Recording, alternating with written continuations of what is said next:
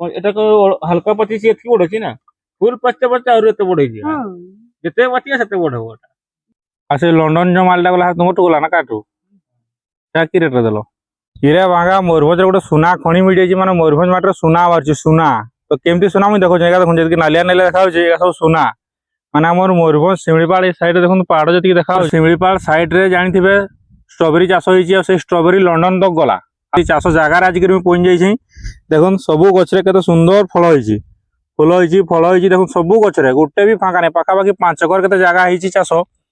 পুরা মানে সোনা ভায়া রেট যে জিনিসটা স্ট্রবেরি আগুন তো আমি স্ট্রবেরি দেখিনি তাহলে স্ট্রবেরি ফ্লেভর বালা জিনিসটা দেখিনু ছাপা থাকে স্ট্রবেরি